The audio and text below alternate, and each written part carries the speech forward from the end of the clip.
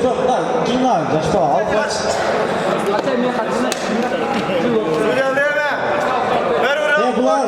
Stop. Bunlar bir round 3 minut. 3 minut bir round isteyesiniz. Boldu. Boy.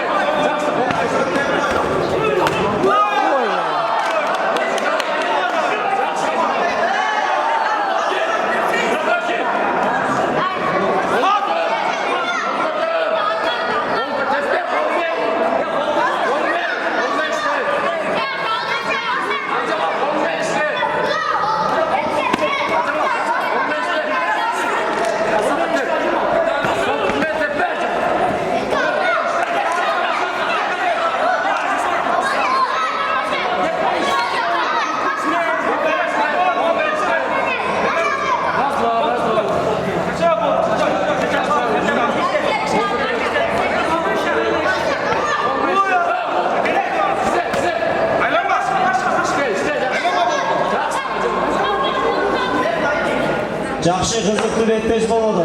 Екеудің бір-біріне қатысты.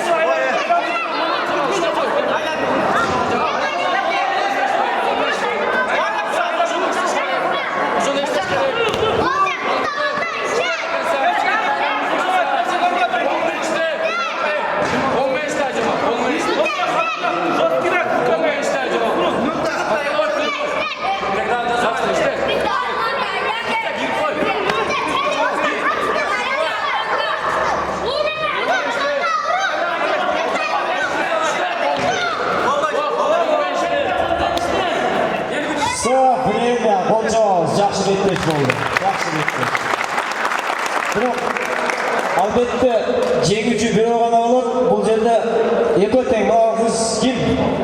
Ayjamal ayamay yaxshi betlashib ko'rsatdi. Biroq ochko bilan ham partner bo'ladi. Eslatganda toza bular kickboksing ko'rsatishdi hozircha bo'yin olishdi. Biroq ochko bilan ham qolishga qaraylik.